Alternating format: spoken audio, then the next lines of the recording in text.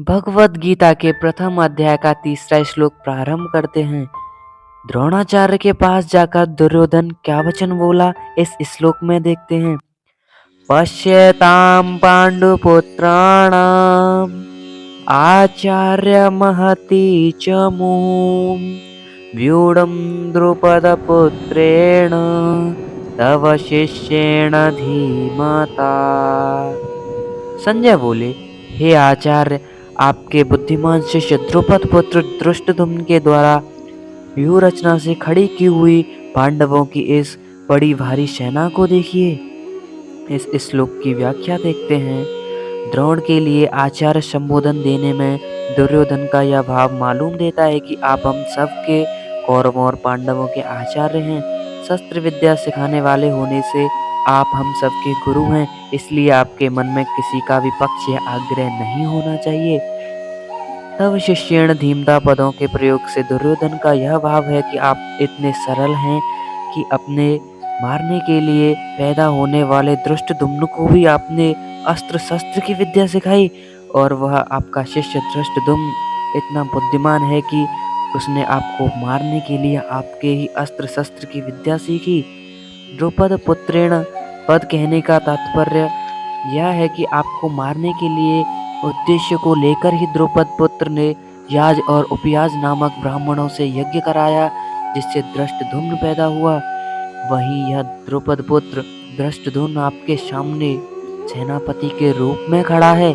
यद्यपि दुर्योधन यहाँ द्रुपद पुत्र के स्थान पर धृष्टद्युम्न भी कह सकता था, तथापि द्रोणाचार्य के साथ द्रुपद जो बैर रखता था, उस बैर भाव को याद दिलाने के लिए दुर्योधन यहाँ द्रुपद पुत्रेण शब्द का प्रयोग करता है और अब बैर निकालने का अच्छा मौका है। यह बात द्रोणाचार्य को समझाता है। पांडुपुत्राणाम एता व्यूढ़ाम महती चमूम पश्य। द्रुपद पुत्र के द्वारा पांडवों की इस व्यूहकार खड़ी बड़ी भारी सेना को देखिए।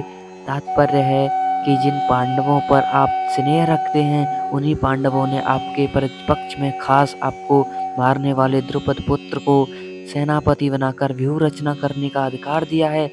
अगर पांडव आपसे स्नेह रखते तो कम से कम आपको मारने वाले को तो अपनी सेना का मुख्य सेनापति नहीं बनाते, इतना अधिकार तो नहीं देते, परंतु सब कुछ जानते हुए भी उन्होंने उसी को सेनापति बनाया है। यद्यपि कौरवों की अपेक्षा पांडवों की सेना संख्या में कम थी, अर्थात कौरवों की सेना 11 अक्षौणी और पांडवों की सेना 7 अक्षौणी थी, तथापि दुर्योधन पांडवों की सेना को बड़ी भारी बता रहा है। पांडवों की सेना को बड़ी भारी कहने में दो भाव मालूम देते हैं। पहला भाव, पांडवों की सेना ऐसे ढंग से व्यूहकार खड़ी हुई थी जिससे दुर्योधन थोड़ा सेना भी बहुत बड़ी दिख रही थी, और दूसरा कारण यह है, पांडव सेना में सब के सब योद्धा एक मतक थे, एकाएक थे, कारण पांडवों की थोड़ी सी सेना बल में उत्साह में बड़ी मालूम दे रही थी। ऐसी सेना को दिखाकर दुर्योधन द्रोणाचार्य से यह कहना चाहता है कि युद्ध करते समय आप इस सेना को सामान्य या छोटी न समझें, आप विशेष बल लगाकर सावधानी से युद्ध करें। पांडवों का सेनापति है तो आपका शिष्य द्रुपद पुत्र ही, अतः उस पर विजय करना आपके लिए कौन सी बड़ी बात है। एताम पश्याम कहने का तात्पर्य यह है कि पांडव सेना युद्ध के लिए तैयार होकर सामने खड़ी है, अतः हम लोग इस सेना पर किस तरह से विजय कर सकते हैं, इस विषय में आपको जल्दी से जल्दी निर्णय लेना चाहिए।